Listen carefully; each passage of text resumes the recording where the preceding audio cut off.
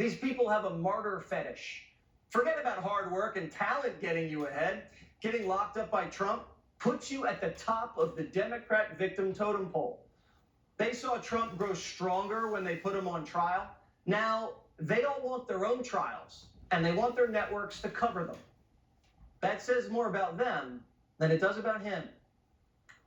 Gad Saad's a visiting professor and global ambassador at Northwood University and author of many best-selling books. Gad, can you explain the psychology behind Democrats wanting to be victimized by Donald Trump, dying to be put on trial? Right. So a thermostat in your hotel room is a homeostatic system. You set the temperature where you want it, and then depending on the temperature in the room, it either heats it up or cools it. Well, I argue that there's something called the homeostasis of victimology. They have to have a certain victimology level that they set the thermostat at. And if they don't reach that set level, they manufacture all kinds of faux victimology narrative to reach that thermostat level. And it's very offensive because I escaped Lebanon because we were going to be executed any second. So imagine real victims, how they feel when they hear these faux victims engaging in emotional hysteria. It pisses me off. I mean, these people have great contracts. They get driven by a chauffeur to work every day in air conditioning. Why do liberals mostly, why do they want to be victimized or at least seen as victims? Because, as you said, it's victimology poker, right? It's no longer about me being the best at something. The one who has the most compelling victimhood story is the one that wins in the current zeitgeist. It's grotesque.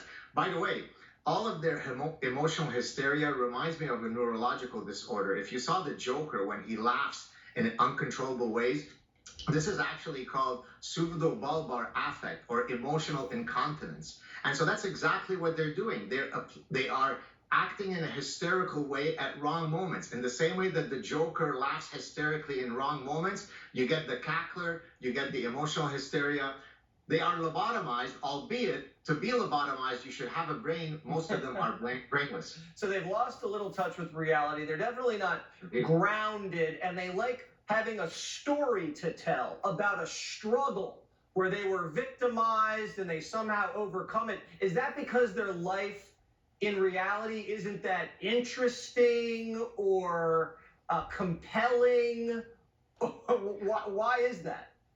I mean, it could be that, but it's also, as we said earlier, that somehow our brains have been parasitized in the West to believe that without a victimhood story, then you're not worthy to listen to. And so therefore like the Jussie Smollett and all the rest of those guys, that's exactly what they're doing. And again, it's offensive to those who came to the West because they truly suffered, right? We were going to be executed as Lebanese Jews. So imagine when I see Mika engaging in all this faux victimhood, when I compare it to the real victimhood that I had in my childhood, it's grotesque, it's offensive, and hopefully next Tuesday the right decision will be made.